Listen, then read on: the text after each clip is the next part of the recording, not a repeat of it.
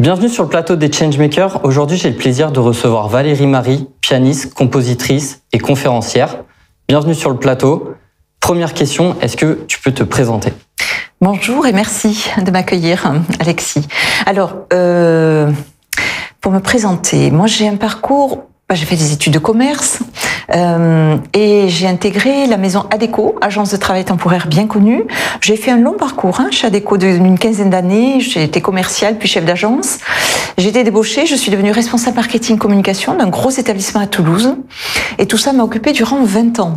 20 ans de ma vie durant lesquels je n'ai pas du tout touché un instrument qui s'appelle le piano et qui était ma passion de toujours. Malgré tout, dans la vie courante, elle avance, je recule, boum, accident de voiture. Nous nous rencontrons et quand je vais faire le conseil d'assurance chez cette fille, elle me dit, je vis de ma passion, je suis photographe. Et moi, là, je me dis, mais peut-être que moi aussi, si j'osais, je décide à ce moment-là de reprendre, au bout de 3 jours, 3 nuits, mon destin en main. Avancer dans les milieux artistiques, ce n'est pas simple.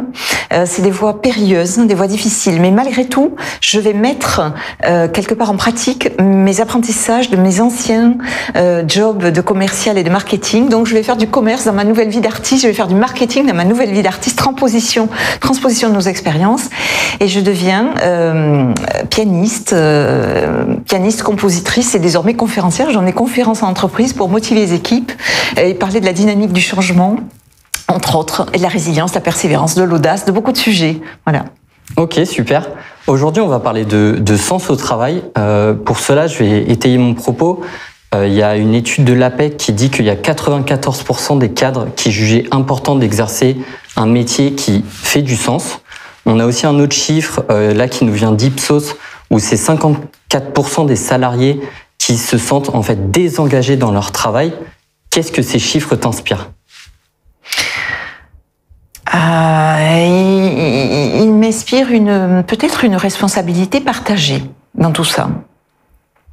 C'est-à-dire que moi on me dit Valérie, vous avez de la chance, vous vivez de votre passion. Oui, c'est vrai, mais je crois surtout qu'on peut se passionner pour ce que l'on vit. Je crois surtout qu'on peut mettre de l'intensité, de l'investissement dans un travail. Peut-être que la part de responsabilité est partagée au fond dans tout ça, et que d'un côté, nous avons des entreprises qui demandent finalement à des salariés d'être un peu exécutants sans avoir une vision à long terme, sans savoir exactement où on va. C'est un peu comme la locomotive, on est dans un train, mais on ne sait pas où il va ou juste quelle va être la destination. Alors bon, quand on est juste passager, ma foi, on ne sait pas où on va, mais je pense que c'est ça qui se passe. Donc peut-être que les DRH, les managers, les responsables marketing et les staffs de direction dans les entreprises ont à réinventer peut-être le management de demain un peu plus dans une communication peut-être pas seulement coercitive, en tout cas pas seulement qui fait agir sous la contrainte, mais plus participative. Je pense que les gens ont besoin d'avoir du sens dans leur job parce qu'ils ont besoin de savoir pourquoi ils se lèvent tous les matins. Qu'est-ce qui va les amener ailleurs au fond ? Pourquoi ? Et peut-être à l'inverse, à l'opposé, les salariés, ce n'est pas des opposés d'ailleurs, c'est les collaborateurs qui, eux, ont à réinvestir leur job. Parce que quand on se lève tous les matins, on a le choix, où on attend 5 heures que la vraie vie commence, où on attend le week-end que la vraie vie commence, le mois de juillet que la vraie vie commence, où on aborde un job avec investissement, avec passion, en se disant je sais pas trop ce qui m'attend, mais on verra bien, mais après tout j'y vais, et je remonte mes manches et j'aborde ma journée avec intérêt. Tout à fait.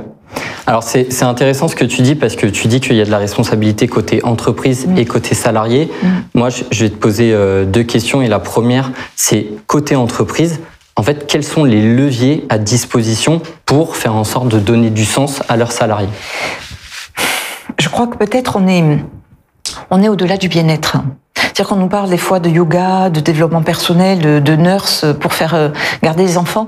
Oui, mais peut-être que remotiver les équipes, remettre du sens dans un travail, aujourd'hui, ça passerait à mon sens, par de la communication. C'est l'ancienne communicante que j'étais, responsable marketing com, qui perçoit ça, en tout cas dans les entreprises actuellement, c'est qu'à mon avis, il y a un déficit RH de communication. Et les gens ne savent plus vraiment au juste pourquoi ils avancent le matin, pourquoi ils se lèvent, pourquoi. Donc, assujettir les gens, à les infantiliser. Peut-être qu'on en fait des collaborateurs qui sont peut-être un peu pas très très motivés, quoi, au fond. Donc il y a besoin de recréer une dynamique de motivation, je pense, par le levier de la communication, à mon sens, qui est défaillante, de ce que je perçois. Et après, les leviers, ils sont évidemment côté salarié. Et côté salarié, eh bien là, c'est remettre de la passion dans son travail. Vous savez, moi, on me dit, mais Valérie, vous avez de la chance, vous, parce que vous avez une passion, c'est le piano. Oui, mais moi, aujourd'hui, je vis, je dors, je mange piano. Avant, je vivais, je dormais, je mangeais à déco. Hein. Je vivais, je dormais, je mangeais responsable marketing. J'étais manager, j'avais des équipes, j'achetais des bouquins. Et quelque part, je faisais progresser mon travail. Quelque part, j'amenais mon travail ailleurs, je le métamorphosais, je lui donnais du sens. Je crois qu'on est tous responsables en tant que salariés pour amener du sens à notre job. Soit on se limite à ce qu'on nous fait avec des listes de tâches très définies, soit on va au-delà. Et là, c'est de la créativité, c'est de la responsabilité des uns et des autres de se dire, ok, j'ai ce job et je l'amène où, j'en fais quoi? Je peux le porter plus haut, plus loin. En tout cas, en l'amenant plus loin, eh bien, c'est comme ça qu'on gravit des échelons dans des boîtes, ou c'est comme ça qu'on va tutoyer les anges quand on a des parcours comme ça hors du commun. Et justement, comme tu le disais très bien, côté employé, en fait, quelles sont les actions qu'on pourrait mettre en place, nous, de notre côté, pour se réinventer, pour redonner du sens à notre travail? On a le choix. On a le choix. Ou on aborde un job en se disant, ok, chouette, j'ai un travail et je vise un salaire, je vise donc quelque chose de lucratif qui va me permettre de faire autre chose. Donc c'est inconfortable pour moi, mais je vais l'amener ailleurs, ce travail-là. Soit on y met du sens, mais y mettre du sens, c'est une part de responsabilité. C'est pour ça que je dis, on a le choix. C'est une part de responsabilité de se dire, ok, je peux, si je veux, je peux mettre du sens à mon job, y compris dans les choses pénibles. Hein. C'est-à-dire qu'on peut avoir, peu importe le statut salarial, on peut avoir un nouveau directeur, un nouveau manager, un nouveau collaborateur, de nouvelles équipes, un nouveau stagiaire, un nouveau client, un nouveau contrat, un nouveau concurrent, peu importe où ça se situe, mais les lunettes qu'on portera dans ce travail-là, elles vont être cruciales. Soit on les aborde, ces lunettes-là, avec le regard de la peur, en se disant, donc avec des énergies négatives, toxiques, ouais, non, ça part mal, je sens pas, de toute façon, je sens pas, avec des a priori négatifs, soit on les aborde, des choses avec des états d'esprit d'opportunité, des trains qui passent et des opportunités. Bon, je sais pas à quoi m'attendre, mais j'y vais. Nouveau client, nouvel enjeu, nouveau défi. Ok, je l'aborde avec une énergie positive, avec un état d'esprit positif, et on verra bien où ça me mène. Donc, ce sont nos freins, nos peurs et nos états d'esprit, je pense, à réinventer et à faire évoluer sur des choses plus positives. En tout cas, accueillir les opportunités de la vie quand elles se présentent avec enthousiasme quand même. C'est très intéressant et de plus en plus, il y a de nouvelles notions qui arrivent avec le burn-out, qui est la perte de sens au travail. Là, dernièrement, aux États-Unis, il y a une grande vague de démissions. On parle aussi de quiet quitting. Alors, moi, j'ai une question par rapport à ça. C'est, est-ce que tu penses que la démission, c'est vraiment la solution pour redonner du sens à son travail? Non. Évidemment, si on est très mal dans son job et on est à deux doigts de faire un burn-out ou qu'on a la boule au ventre, je vais pas dire de rester. C'est-à-dire que bien sûr qu'il y a des cas extrêmes et qu'il y a de la lassitude aussi qui peut arriver ou des rêves à vivre, pourquoi pas. Mais je crois que la clé, elle est ailleurs. La clé, elle est dans le fait de reprendre son job en main et de vouloir comprendre qu'on a une responsabilité dans notre travail et qu'on peut l'amener plus loin et plus haut. Et pas d'être dans un rapport assujetti à son travail en se disant « moi je sors pas des trucs ». Parce que si on sort pas des trucs, oui, alors là pour le coup, on est dans un modèle très infantilisant d'enfant et moi j'attends que papa, maman me donne la direction, mais on peut aller la chercher, la direction. Et il y a que comme ça qu'on peut faire évoluer, je pense, notre job. Mais de démissionner, à moins d'avoir vraiment quelque chose de critique, et il vaut mieux partir ou comme collaborateur parte plutôt que d'avoir un salarié démotivé. Mais on peut tout à fait, je pense, à mon sens, remettre de la passion, du travail, du sens. Mais c'est exactement ce que je viens de dire dans notre échange. Vous avez un nouveau logiciel, soit vous vous dites soit on l'aborde avec du négatif, soit on l'aborde du positif. Parfois, les trucs, les épreuves qu'on traverse comme ça, dans nos quotidiens, elles nous amènent en zone inconfortable, ces zones d'inconfort. Sauf que quand on les dépasse, ces épreuves-là, elles nous nourrissent. Vous savez, moi je suis pianiste aujourd'hui, mais j'ai rencontré hier une pianiste qui me disait « Vous avez de la chance Valérie parce que vous, quelque part, vous faites du commerce dans votre vie d'artiste. Vous, quelque part, vous faites du marketing dans votre vie d'artiste. Moi, non. Moi, je suis prix de conservatoire. » Alors que moi, à une époque, je me disais « Ouais, il y a des prix de conservatoire. Moi, je ne suis pas prix de conservatoire. » Et quelque part, elle a raison.